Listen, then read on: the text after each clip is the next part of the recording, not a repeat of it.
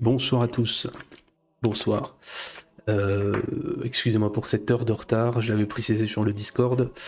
J'avais de la famille, donc voilà. Il faut savoir ménager la chèvre et le chou. Bien, on se retrouve ce soir pour parler de Constantinople et Byzance. Voilà le titre de l'œuvre. Donc livre de Léon Bloy, comme vous voyez à l'écran. Livre paru en 1917. Qui fait à peu près 110 pages et que vous trouvez au prix de 7 €. Commençons comme d'habitude par l'auteur et le contexte. Alors, disons-le tout de suite, nous sommes là face à une œuvre assez improbable. La rencontre surprenante de deux pôles d'attraction assez inattendus. Et donc parlons d'abord du vitupérant Léon Bloy, la plus furieuse moustache chrétienne du 19e et du début du 20e.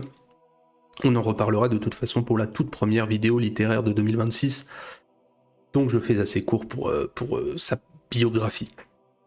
Donc Léon Bloy, il est né à Périgueux en 1846, étudiant médiocre employé, médiocre écrivain dans sa prime jeunesse. C'est finalement sa rencontre avec Barbey d'Aurevilly, autre écrivain, qui le ramène au christianisme et lui fait trouver sa vocation. En 1870, donc à 24 ans, il participe à la guerre au sein de la garde nationale mobile, les mobiles de la Dordogne, qui est une réserve de volontaires issus de conscrits, et il se fait remarquer pour sa bravoure au sein des armées de la Loire, qui sont à l'époque en opération près d'Orléans, et il finit sergent au feu. On oublie souvent la chose dans son parcours, il en tirera un petit livre que j'ai de courts contes et récits qui s'appelle Sueur de sang. Donc démobilisé après s'être engagé contre la commune, alors sans avoir combattu, il commence une carrière de journaliste où son intransigeance et sa violence verbale vont lui fermer peu à peu toutes les portes. Sa vie personnelle, j'allais dire charnelle, disons sentimentale, est en partie mystique. Il se lie d'abord à une ex-prostituée en 1877, une aventure largement relatée dans son œuvre la plus connue, dont je vais parler. Une aventure d'apocalypse et de chasteté entrecoupée de retraites monacales en Chartreuse, dans la misère matérielle la plus noire. Sa femme finira internée en asile en 1882, et il devient le célèbre mendiant ingrat, toujours pauvre, toujours vociférant, brouillé avec tous entre deux profondes crises de foi et folie. Il publie ses premières œuvres à partir de 1884, œuvres qui ne rencontrent aucun succès. Bloy est en large partie une litanie de misères littéraires et affectives qui rappellent bien la cruauté aux pauvres du 19e, 19e républicain ou non. Et en 1887 paraît son œuvre la plus connue, Le Désespéré, œuvre en partie autobiographique, absolument fulminante, dissolvant tous ses contemporains dans son acidité verbale, relation de son amour chrétien, de son intransigeance, du vide qui l'entoure, et qui sera donc, je l'ai dit, notre première vidéo de 2026. Poursuivi par la misère, notre pauvre Bloy, perdant notamment ses deux fils en 1895, qu'il a eu avec celle qui sera son épouse pendant plus de 25 ans, et qu'il accompagnera dans toute sa vie, dans toute sa fin de vie, et c'est une Danoise d'ailleurs, ce qui ne l'empêche pas de continuer à publier ses charges contre la bêtise de ce monde et l'ignoble bourgeoisie. Et Bloy meurt finalement le 3 novembre 1917 à Bourg-la-Reine. Alors Bloy est très certainement un grand auteur, dont le style et la violence pamphlétaire expliquent sans doute l'insuccès contemporain et le succès posthume, puisqu'il est difficile de se faire aimer de gens que l'on a brûlés vifs, et d'une époque aussi que l'on a vertement tensée.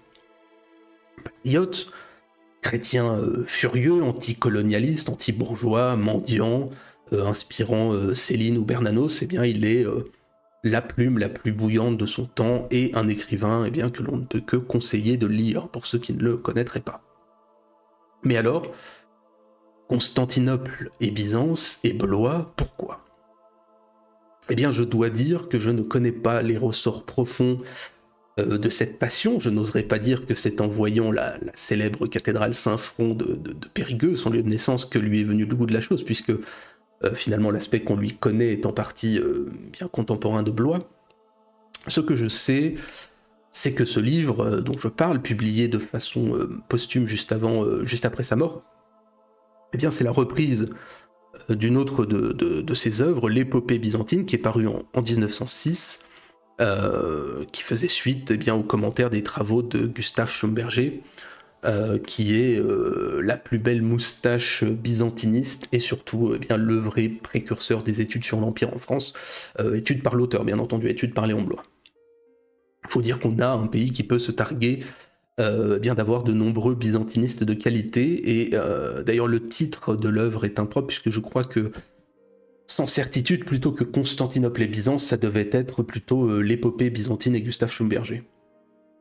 Alors à titre personnel, pourquoi ce livre ? Je ne voulais que connaître ce que Léon Bloy avait à dire de cette histoire que j'apprécie, pas plus.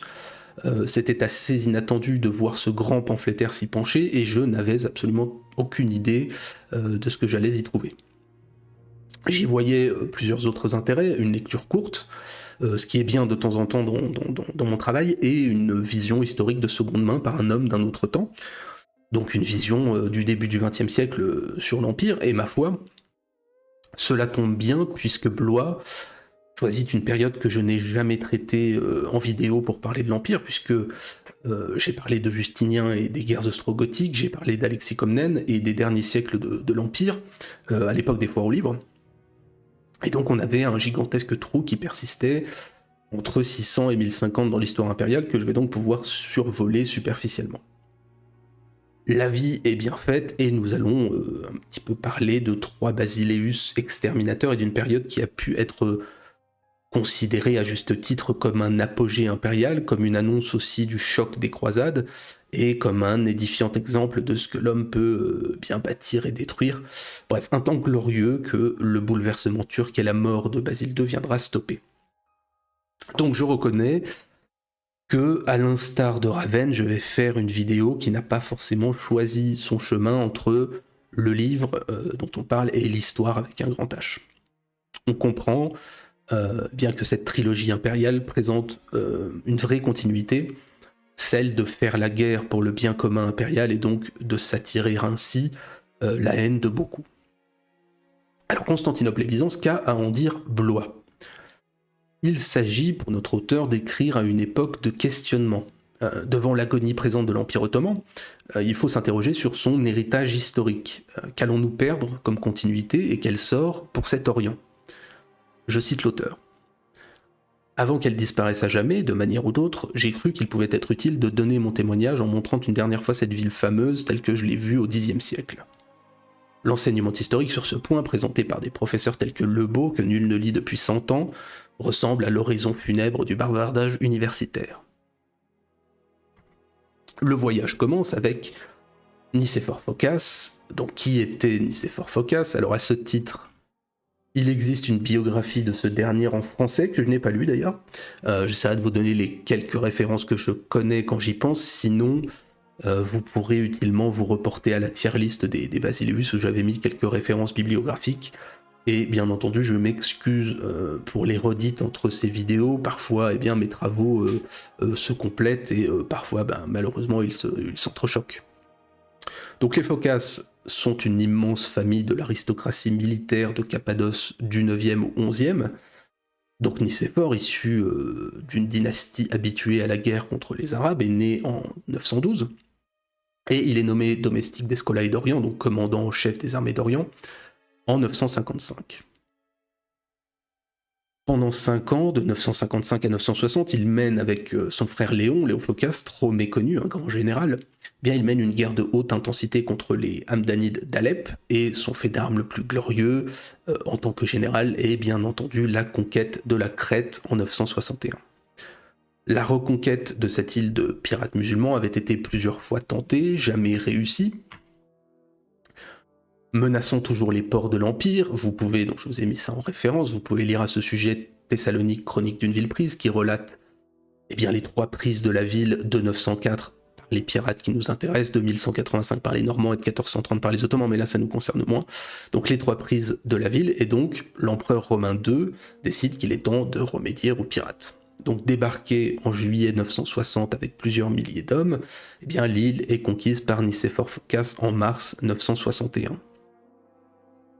Revenu ensuite dans la capitale, il conquiert la Cilicie, il met à sac Alep et il devient celui qu'on surnommera la mort pâle des Sarrasins. À la mort de Romain II, l'empereur Romain II Lécapène, en 963, bien Nicéphore Phocas dispose de soutiens solides qui se révoltent dans la ville et il est nommé empereur tout en respectant l'avis des deux fils de Romain, dont bien entendu le futur Basile. Son règne, je vous ai mis ici, c'est la prise d'Antioche. Son règne du strict point de vue militaire est une réussite, continuation de ses succès de général, jusqu'à donc cette prise d'Antioche qui intervient en 969, dans un contexte finalement bien qui se tend déjà entre chrétiens et musulmans au Proche-Orient et sur lequel les croisades ont peut-être, j'allais dire, moins de responsabilités qu'on ne le dit, en tout cas pas une responsabilité entière et unique. C'est la fin de l'islam poétique, nous dit Blois, bien, pourquoi pas. Sa politique en Italie est marquée par des tensions avec le Saint-Empire romain germanique, et sa politique balkanique par l'émergence de la Rousse de Kiev, à laquelle il fait appel pour contrer la Bulgarie sur le Danube, ce qui sera d'ailleurs assez vite regretté par l'Empire. Et donc voilà pour la politique militaire, et si l'on s'était arrêté là, le règne aurait été parfaitement glorieux.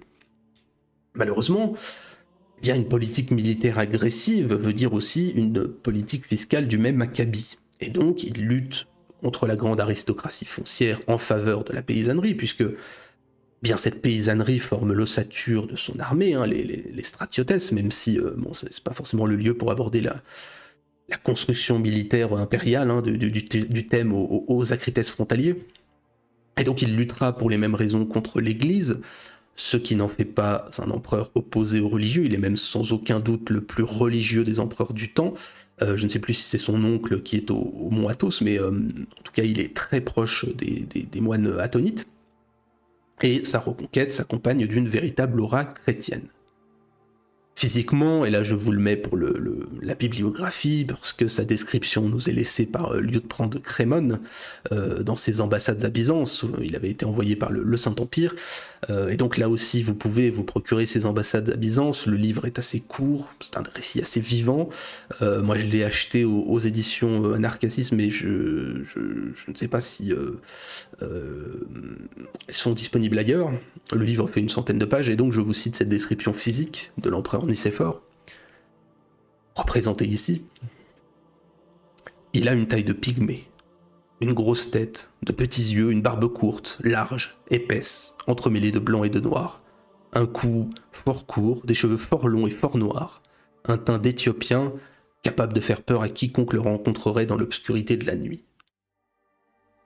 Finalement, Nicéphore Phocas, grand empereur, aura une fin indigne, puisque, va être assassiné, ce que Blois, tirant ses propos de Schlumberger, sait rendre avec toute la verve tragique du temps. Il périra victime d'une révolution de palais menée par des personnalités frustrées par son règne, son épouse Théophano, beaucoup plus jeune que lui, son neveu Jean Tzimiskès, le parakimomène Basile Lécapène. Alors parakimomène, c'est vrai que c'est des termes un peu barbares, c'est le chef des eunuques, ce qui est une très importante charge palatiale. Bref, tout un ensemble de personnalités qui vont entrer le 11 décembre 969 dans la chambre de l'empereur, l'exécuter de façon assez sordide, le décapiter et laisser son corps dans la neige. Peu de gens s'opposent à la révolte compte tenu de la personnalité de Nicéphore, qui était un soldat aux manières de soldat dans une ville de civils, à la fiscalité en plus écrasante, mais tous sont marqués par la violence de l'acte, acte sacrilège contre un empereur qui ne peut être accusé d'aucun crime. Donc finalement, sa postérité sera assez positive. Et c'est effectivement un traître, ainsi qu'un grand empereur qui lui succède, Jean Tzimiskès. Force est de constater d'ailleurs qu'une réalité pointée par Blois à son époque est toujours vraie aujourd'hui. L'Empire est mal connu, ses règnes sont mal connus, sa postérité est très largement ignorée. Donc lui aussi, Jean Tzimiskès, est issu de la puissante aristocratie guerrière, accoutumée à la guerre frontalière contre les Arabes, Il vient par son père des Kourkouas arméniens, qui est une grande famille, et par sa mère, il est le neveu de l'empereur précédent. Et lui aussi, d'ailleurs, ne remet pas en cause la légitimité dynastique de Romain II. Et lui aussi bénéficiera, malgré son accession au trône discutable, d'une postérité finalement assez positive. Par contre, à l'inverse de Nicéphore Phocas, il est un bel homme, un bon vivant, quoique aussi très religieux, et dans le sillage des combats de son oncle, il est un grand guerrier, il est chef des armées d'Orient en 963 par exemple, et le complot qu'il mène, eh bien, il est dû à sa disgrâce, peut-être conséquence de ses succès, jalousie impériale, c'est toujours possible, peut-être aussi qu'il est amant de la Basilissa, bien plus jeune, ma foi, on ne le saura jamais, peu importe. Et s'il va très vite se démarquer de son prédécesseur, notamment par ses libéralités, par une politique religieuse plus ouverte envers les églises, disons, dissidentes, il fera surtout face à deux importantes menaces extérieures et intérieures. D'abord, d'un point de vue extérieur, la Rousse de Kiev, qui a envahi la Bulgarie sur demande de Nicéphore Phocas et qui compte bien se tourner vers Constantinople, mais qui va être lourdement battu deux fois, à Arcadiopolis et Doristolon en 970 et 971, et Sviatoslav Ier se soumet. Je cite Léon Bloy, « Les barbares durent se rendre, quitter toute arrogance, s'estimer heureux de ne pas être massacrés jusqu'au dernier et regagner péniblement, avec une aumône de pain donnée par le Basileus et quelques milliers de blessés, les bouches du Dniepr lointain, où les Petchénègues mangeurs de poux les achevèrent. » C'est dur mais vrai, puisque effectivement Sviatoslav lui-même sera assassiné par les Petchénègues. Vous voyez ici l'Empire en 976. Donc d'un point de vue intérieur, le règne sera aussi assez mouvementé, puisque son accession au trône se fait eh bien, au détriment de certaines grandes familles, dont celle des Phocas, bien entendu. Dans une première révolte, on viendra sur les suivantes, Bardas Phocas, qui est neveu lui aussi de l'empereur assassiné, se révolte au moment de la guerre contre les Russes, mais cela ne prend pas. Il est battu par le beau-frère de l'empereur, qui est un autre Bardas, Bardas Skléros, et pour cette révolte, comme les suivantes, je me rends compte que j'ai mis un appareil bibliographique même en image, donc tant mieux, je vous conseille le très bon Pouvoir et contestation à Byzance de 963 à 1210 par Jean-Claude Chenet, dont je ferai, je pense, un jour une vidéo historique. Ensuite, moins menaçant que ce front du Danube est le front arabe. D'abord, bien entendu, l'empereur est occupé ailleurs, mais ensuite les activités pendant quelques années sont de moindre ampleur. Par contre, en 975, pour le coup, libre ailleurs, eh bien, Jean Tzimiskès entame une gigantesque campagne en Syrie, dont les historiens discutent du caractère proche ou non de la croisade en tant que campagne éminemment religieuse, campagne qui s'approche de Jérusalem. On a beaucoup reproché à l'empereur de ne pas avoir pris la ville, mais le but de Tzimiskès c'est surtout de créer des vassaux tampons entre lui et les Fatimides, pas de reprendre une ville, certes très importante, certes une ville sainte, mais une ville qu'il ne saurait tenir. Toujours est-il que dans la lignée de Phocas, eh bien son règne de Nicéphore Phocas, je précise, avec tous ces Phocas, eh bien son règne est une période de conquête pour l'Empire. Et à noter aussi, c'est important que c'est sous son règne que commencent de vraies relations que l'on verra se poursuivre avec l'Occident, puisque la princesse Théophano, qui est sa nièce, sera donnée en mariage à Othon II du Saint-Empire. Il meurt finalement, Jean Tzimiskès, dès janvier 976, alors complot ou maladie on ne sait pas, il meurt sans descendance et il laisse la place à Basile II et à son frère. Et finalement, eh bien, Jean Tzimiskès est un empereur militaire, dans ce trio que l'on aura d'empereurs militaires dont l'histoire n'a pas forcément tenu rigueur de son accession au trône et sa postérité reste éminemment positive. Le règne de Basile II, alors on passe sous silence Constantin VIII, qui est son frère et co-empereur, mais qui est une importance toute relative, eh bien ce règne de Basile II est évidemment l'un des plus connus de l'Empire, l'un des plus glorieux avec celui de Justinien, glorieux ne voulant dire ni pérenne ni réussi, puisque à ceux qui voudraient tempérer la chose, je rappelle que d'un point de vue de la définition, la gloire c'est la renommée répandue, et je pense effectivement que Justinien y correspond comme Basile II, les deux règnes étant par ailleurs de nature très différente, c'est certain. Alors le règne du jeune homme de 15 ans, à l'époque où il monte sur le trône, commence assez mal, puisque à peine monté sur ce trône, eh bien ce sont plus de 10 ans de guerre civile qui débutent. Par une intéressante ironie de l'histoire, c'est Bardas Skleros, déchu de sa fonction de chef des armées, qui se révolte, et c'est Bardas Phocas, l'ancien révolté que l'on appelle et qui finit par remporter la victoire en 979. Et c'est à ce moment-là que Basile II, qui suivait jusqu'à présent une vie assez molle sous la direction de son grand-oncle, toujours là, le parakimomène Basile des Capennes, eh bien, Basile II va décider d'exercer le pouvoir de façon personnelle. On a parlé en introduction de ce bien commun impérial, et des éventuels accapareurs qui y sont opposés. Eh bien, l'oncle n'est pas très content, Bardas Phocas qui a perdu sa fonction de chef des armées non plus, les généraux non plus, et la situation devient vraiment tendue. Et on a dans cette période de guerre civile un troisième retournement, ce qu'on appellera le complot des Phocas, des Bardas, puisque on a Bardas Phocas qui va s'allier à Bardas Skleros, qui était à l'époque en exil en Mésopotamie, contre l'empereur. Alors l'accord ne tiendra pas puisque les deux vont très vite s'affronter, mais l'empereur est menacé, et il fait appel, c'est là où c'est important, aux troupes de Vladimir Ier, qui est le grand prince de Kiev, contre la promesse d'une princesse porphyrogénète, sa sœur Anna. Alors les guerriers en question ne serviront à rien, puisque malgré ce que l'on voit sur cette illustration Osprey, les bien connus, eh bien, Bardas Phocas va mourir en faisant un arrêt cardiaque avant un combat singulier contre l'empereur en 989, donc à Abydos, qui est cette bataille-là, et Bardas Skleros va se soumettre, voilà, donc ça ne servira à rien, si ce n'est à créer la garde varangienne, qui sera bien une des rares troupes d'élite pérennes de l'Empire, une des plus connues, bien entendu. Et accessoirement, on le comprend, c'est fondamental pour l'histoire russe, puisque c'est ce mariage qui décide de la conversion du grand prince et du pays à l'orthodoxie.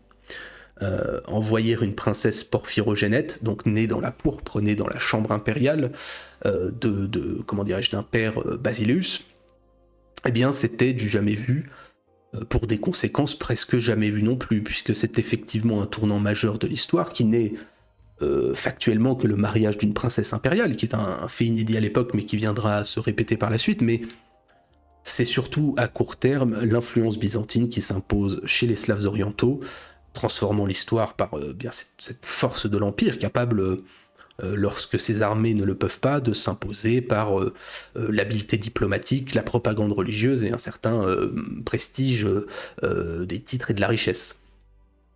On aura donc eu plus de 10 ans de guerre civile, et Basile II en ressortira transformé en ascète, un peu sans doute comme la Fronde a eu un rôle dans le caractère de notre Louis XIV.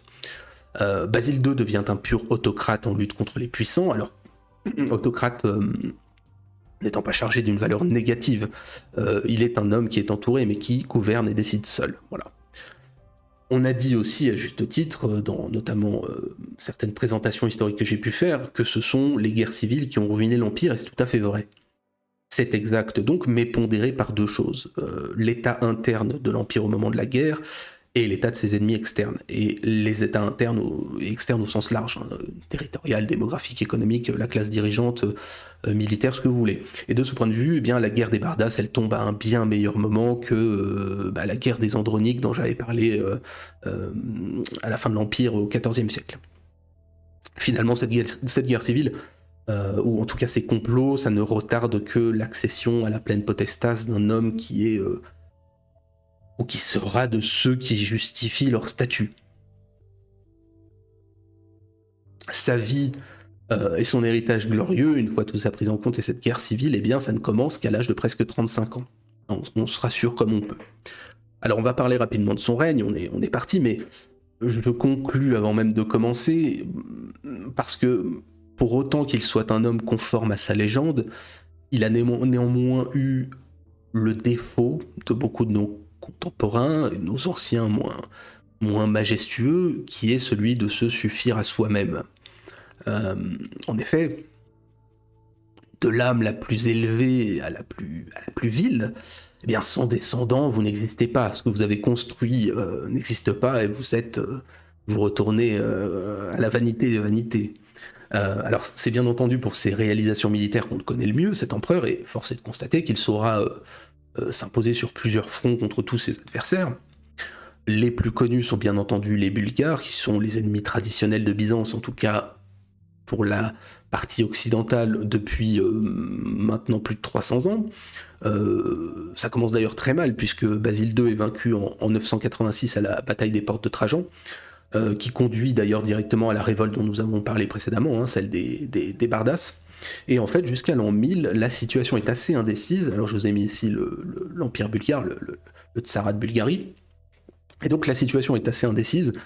Et eh bien, ce Tsarat, il est au fait de sa puissance. Il se présente d'ailleurs plusieurs fois devant Thessalonique.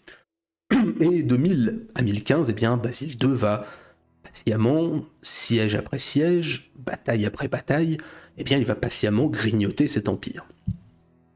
Et c'est à l'issue de la bataille de la passe de Clédion, qui est une des plus connues sans doute de l'histoire, eh bien, c'est à l'issue de cette bataille qu'il gagne son surnom de Bulgaroctone, le tueur de Bulgares. Alors je passe sur les 15 000 prisonniers aveuglés, vous connaissez cette anecdote, on en aveugle 99, le 100e est seulement éborgné pour ramener les troupes auprès du tsar Samuel. Il est peu probable que les Bulgares eussent pu résister 4 ans de plus avec une telle saignée, or c'est ce qu'ils vont faire. De toute façon, légende ou réalité, moi je n'ai pas la réponse. Et à la limite, ça n'est pas très important. In fine, la Bulgarie et sa noblesse seront intégrées au prix de quelques transferts de population, qui est une politique séculaire de l'Empire, et ils resteront plus de 150 ans romains. C'est une victoire gigantesque qui permet de fixer la frontière naturelle au Danube en détruisant l'un des plus grands ennemis traditionnels de l'Empire, et ça aura une certaine postérité pour le coup, puisque dans les moments de crise suivant Basile II, eh bien, l'Occident finira par être le socle sur lequel s'appuiera l'Empire pour se reconstruire. C'est d'une importance capitale et une vraie transition historique d'un côté à l'autre du Bosphore. Alors sur le front arabe, il n'y aura aucune vraie avancée notable qui sera faite par rapport au règne précédent, mais le rapport de force était de toute façon favorable aux Byzantins, donc ça n'avait pas forcément d'importance. Et sur le front européen, eh bien, plusieurs faits sont à mettre en avant. D'abord, Basile II, c'est important, il acte l'apparition de Venise en tant que puissance, alors certes toujours sous suzeraineté de jure, mais de facto puissance indépendante émergente, notamment en faisant appel à de nombreuses reprises à ses services. Le front italien est de toute façon sans doute le plus délaissé par le Basileus, qui ne pourra faire mieux que de tenir ses positions. L'Italie du Sud, toujours impériale, est un parent pauvre qui ne peut compter que sur des milices locales, et qui sera assez souvent ravagé par le Saint-Empire romain germanique, les incursions arabes et les révoltes lombardes. Et c'est aussi à son époque d'ailleurs que l'Empire connaît ses premières confrontations balbutiantes avec les Normands en Italie du Sud. En fait, le front n'allait plus être délaissé longtemps, et au moment de sa mort, Basile II projetait d'envahir et réduire à sa merci la Sicile. Mais voilà, il va mourir juste avant d'embarquer, donc tout était prêt pour l'invasion, mais elle ne se fera jamais. Alors ceci étant, c'est vrai que j'ai dit ravager, faut relativiser les ravages commis, j'ai été un petit peu dans l'emphase, disons que l'Italie du Sud est plus isolée que ravagée. On en reparlera, on aura de nombreuses vidéos l'an prochain sur ce Mezzogiorno. Enfin, après le Danube, eh bien, le front caucasien est celui qui pousse le plus loin les victoires en Géorgie, en Transcaucasie, partout l'empereur est vainqueur, et le but finalement est de s'opposer aux Seldjoukides apparaissant. C'est sans doute l'endroit avec la Bulgarie où l'empereur est le plus complètement victorieux. Pondéré ceci étant, puisque à l'inverse de la Bulgarie, c'est le territoire qui nécessitait le plus que l'empereur reste en vie et que le prestige de l'empire se maintienne pour durer. En supprimant finalement tous les états tampons, eh bien, Basile II se crée un ennemi unique sur le front oriental, un ennemi unique mais très puissant, dans une zone en plus assez difficile d'accès, difficile à défendre, et qui eh bien, pourra permettre l'écroulement de tout l'édifice impérial lorsque le barrage serait rompu. Voilà, il faudra attendre à peine un demi-siècle pour ça, et la fameuse bataille de Manzikert, mais encore une fois, l'histoire n'est jamais, elle n'est jamais écrite d'avance. Voilà, on peut reprocher effectivement de mauvais choix de façon postérieure. Dans sa politique intérieure, il n'y a qu'un auteur comme Schlumberger, très académie de la troisième, débonnaire mais pas trop, pour trouver que les mesures fiscales pesaient terriblement sur les riches et que l'empereur se basait trop sur les pauvres pour assurer sa popularité. C'est à ce prix j'allais dire spoliation, peut-être pas, mais cette pression fiscale intense sur les riches, c'est à ce prix que Basile, autre différence bien entendu avec Justinien, eh bien il laissera à sa mort un gigantesque trésor que ses successeurs trouveront à dépenser.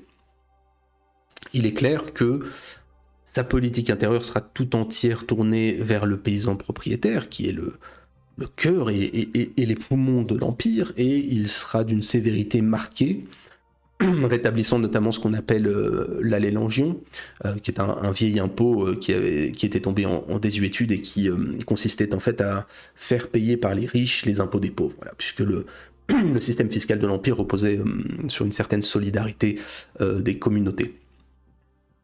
Je cite Blois: la haine de cet empereur pour les grands propriétaires est un rafraîchissement paradisiaque. Ceux qui ont lu un peu Blois reconnaîtront comment dirais-je, ces thèmes de prédilection. Alors dans les faits, les mesures seront assez peu efficaces, ne survivront pas non plus à Basile II. Voilà. Ce qui est certain, c'est que, pour conclure, sous Basile II, l'Empire n'avait pas été aussi symboliquement puissant depuis 400 ans. Démographiquement, territorialement, militairement, peut-être même économiquement, tout peut toujours se discuter, mais symboliquement, c'est difficilement discutable. À tel point qu'une fois les deux Bardas matés, l'empereur fera face à une seule révolte en 35 ans, ce qui est assez rare dans l'histoire impériale. Alors il est évident que des éléments comme la pacification des Balkans seront beaucoup plus durables que la destruction et l'ingestion des États tampons du Caucase, qui font très joli sur une carte, mais qui seront une grave erreur stratégique.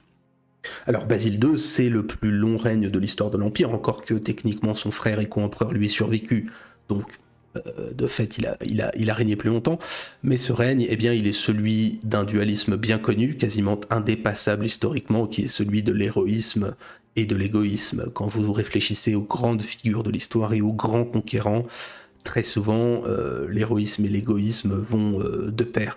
On va pas rentrer dans la philosophie, mais très clairement, l'héroïsme est un profond égoïsme. Et donc son oraison est prononcée par Blois. Je cite à nouveau Blois. J'ai coutume, écrivait Psellos, alors Michel Psellos est un grand auteur de l'époque, byzantine, mais peu importe. J'ai coutume, écrivait Psellos, d'attribuer tous les événements de ce monde à la sagesse divine. Et là, Blois reprend. C'est pour cela très assurément qu'ils sont incompréhensibles. Il est hors de doute que la sagesse humaine est singulièrement déconcertée par l'impuissance caractéristique, manifeste, constitutive et capitulaire de la plupart des grands hommes à fonder quoi que ce soit pouvant durer plus d'un jour. Et c'est vrai qu'il est évident qu'un tel règne ne pouvait appeler qu'un déclin. Reste à savoir si cette grande puissance, cette grande armée, cette grande flotte, cette grande économie unie, solide, sera victime de la médiocrité des suivants ou de la nouvelle prééminence de ceux qui l'entourent. Vaste et éternelle question. Et maintenant, nous allons galoper 30 ans vers l'écurie du bas empire, nous dit l'auteur. Bien nous allons en rester là. Certes, la période d'un demi-siècle qui s'ouvre jusqu'à Alexis Ier Comnène ne manque pas d'intérêt. Il est possible qu'on en reparle un jour, peut-être. Il y a des personnages très, très intéressants. Michel Psellos, je l'ai dit. L'empereur Michel IV, Georges Maniakès, le général. Il y a des personnages très intéressants, mais ça déborderait, je pense, de notre cadre et de ce que j'ai voulu faire pour cette restitution. Alors pourquoi est-ce que c'est important et qu'est-ce que j'en ai pensé ? Qui est toujours cette même question qui revient dans ma présentation. Et c'est vrai, pourquoi Byzance ? Pourquoi faire revivre ce glorieux cadavre enterré par l'Occident des croisades, enterré par l'histoire, dans le monde de Blois comme dans le nôtre ? Et ça c'est moi qui le dis, nous sommes toujours Byzance. Nous avons toujours une part d'empire assiégé en nous. Et vous aurez remarqué aussi, à l'issue de cette présentation, que j'ai parlé d'histoire impériale et trop peu du livre. Cela s'explique. Il s'agit ici de l'histoire comme fantaisie personnelle. C'est une déclaration d'amour, le fruit d'une époque où l'homme assume ses sympathies et ses haines sans avoir à les justifier universitairement. Je cite Blois pour vous donner une idée quant au tsar Samuel, par exemple. Est-il expédient de déclarer, une fois de plus, que je suis infiniment éloigné de partager l'admiration de Schlumberger pour cet infâme pirate, pour ce sale brigand digne de tous les supplices, qui aurait détruit la Grèce entière avec ce qu'elle contenait de précieux pour le genre humain, si Dieu n'avait pas créé un Basile tout exprès pour l'en empêcher. Ma sympathie la plus vive est acquise par conséquent à cet empereur et je n'éprouve aucun besoin sentimental de la dissimuler. De ce point de vue, je pense que Blois est notre père à tous, nous autres ignares satisfaits de nos sentiments, ou guidés par nos sentiments plutôt que par notre érudition. Bon, on peut tout de même douter de la clairvoyance de Blois qui écrit en 1906, première version de l'ouvrage, que, je le cite, « Les guerres d'extermination que notre sensibilité d'eunuque soi-disant chrétien fait paraître inacceptables aujourd'hui étaient au Xe siècle exactement dans leur cadre et plausibles à souhait. » Je pense, on peut dire en tout cas que le XXe siècle va s'acharner à lui donner tort avant que le XXIe siècle ne s'escrime à lui donner raison. Voilà. Disons que Blois était peut-être juste trop en avance sur les dates. Le livre, vous l'aurez compris, il est donc délicieusement suranné historiquement, mais assez sympathique littérairement. C'est un temps de l'histoire, à la fois du narrateur et du narré, où les hommes ont encore un sang et une race. On est vraiment dans l'histoire Troisième République, l'histoire symbole, l'histoire des paradigmes, l'histoire des apophthegmes, décrivant des âmes simples du point de vue d'un temps qui paraît fort compliqué. Un temps où celui de l'auteur, où l'on peut prendre tous les raccourcis et dire des Russes de Kiev qu'ils, je cite à nouveau Blois, qu'ils étaient les mêmes en 1814, ils n'ont pas bougé depuis, et quelle folie d'espérer que ces sites maintenus 10 siècles dans l'esclavage le plus abject, pour être tout à fait déchaînés, vont se gouverner sagement eux-mêmes en baisant les mains et les pieds d'un autocrate constitutionnel. Bon, pour le coup, au moins Blois a eu la lucidité de comprendre une partie peut-être de l'esprit russe. Ceci étant, c'est assez intéressant de voir en plus que ces opinions, qui sont effectivement tranchées, elles se font avec les mêmes sources que les nôtres, et que eh bien, tout ce que l'on en retient, il s'agit finalement d'une interprétation propre à chaque époque. On pourrait comparer, sans parler de Blois, mais on pourrait comparer ce que savait Schlumberger et ce que nous savons, pour réaliser que la différence dans les sources est assez minime, mais que la différence dans les interprétations est assez abyssale. On est aussi forcé de dire que Léon Blois, en homme du commun, ne manque pas d'érudition sur le sujet, même si, bien sûr, le texte est tiré du travail de Schlumberger. Mais s'il lui reconnaît nombre de qualités, eh bien le sens de l'histoire est inaccessible au bavardage universitaire pour Léon Blois. Et le pamphlétaire est toujours là pour nous gratifier de ses saillies. Blois, c'est un style, c'est une férocité, et ma foi, c'est assez drôle de le voir appliqué au cas byzantin. Après tout, eh bien, tout ça est vu sous le prisme du Blois quelque peu mystique et nous donne à voir sa conception personnelle de l'histoire, et vous y retrouverez, pour les connaisseurs, les thèmes chers à ce dernier, les fleuves de sang, l'amour des pauvres, cet empilement des cadavres jusqu'à l'apocalypse qui doit survenir comme terme bien de la chronologie. C'est ce symbolisme de l'histoire du marche noir, du désespéré. Elle permet d'y développer sa mystique, donc, et cette histoire, eh bien, ces ténèbres ne sont que des suites d'avortements que notre pupille ne saurait embrasser. Cela en dit aussi, j'allais dire long, mais en tout cas quelque chose du contexte socio-culturel, géopolitique de 1917, moment où bien paraît l'œuvre. Je cite: « Les spectateurs de l'histoire contemporaine apprendront sans doute avec joie le traitement infligé aux Bulgares de cette époque lointaine par le redoutable Basile, qui avait décrété l'extermination de ces brigands héréditaires et qui eut le bonheur d'y parvenir après 25 ans d'une guerre atroce, mais sans pouvoir malheureusement extirper leur souche. » On est dans la haine solide, c'est la vision de l'histoire du temps qui est celle un petit peu de la gloire du glaive. Alors c'est un livre court, je l'ai dit, qui ne vous apprendra pas grand chose, c'est certain, mais qui vous fait passer un bon moment avec un bon auteur dans le fond. Voilà, je fais toujours ce travail que j'essaye d'être honnête, à défaut d'être objectif. mais c'est dispensable à part pour compléter votre bibliothèque complète de Léon Bloy. Je pense pas que cela puisse plaire si l'on n'aime pas Byzance, je pense pas que cela puisse plaire si l'on est insensible à l'auteur, si on le connaît, hein, ou même d'ailleurs si on ne connaît pas encore, c'est sans doute pas le meilleur livre pour commencer Léon Bloy, et donc c'est pourquoi j'ai choisi de parler un peu d'histoire et de citer un peu la plume de Bloy dans cet ordre. Voilà, mais encore une fois, nous nous intéresserons plus à l'œuvre romanesque de l'auteur sous peu. Et si je peux me permettre, une dernière addition, eh bien une nouvelle édition du livre doit paraître en novembre 2025, voilà, pour ceux qui seraient intéressés. Donc voilà, j'ai dit ce qu'il y avait à en dire, on finira par une phrase et une note. Je commence par la phrase, je vous cite. « Je voudrais qu'on me montrât une histoire aussi décourageante que celle de Byzance. Il y en a certainement d'aussi obscures, celle du 19e siècle par exemple. Mais où en trouver une qui bouleverse autant l'imagination et le cœur, et qu'il faille autant chercher dans les ténèbres. Voilà 20 ans que je croupis sur des livres où il est parlé du bas empire. Ai-je fait un pas vers la gloire éternelle? C'est fort incertain. » Et quant à la note, eh bien, elle me paraît couler de source, ce sera Léon le désespéré sur 10. Voilà pour ce soir, voilà pour cette présentation d'un livre très très particulier, je le conçois parfaitement, mais bon, à partir du moment où je l'ai lu, il fallait aussi que je vous le présente. Comme je l'ai dit, ce n'est pas un grand livre, c'est un livre qui se lit assez vite. Pour ceux qui apprécient Léon Bloy et qui apprécient l'Empire byzantin, je pense que c'est une lecture à conseiller, parce que c'est un cocktail fort inattendu. Maintenant, pour ceux qui ne connaîtraient pas l'auteur, pour ceux qui n'aiment pas Byzance, ça n'a absolument aucun intérêt.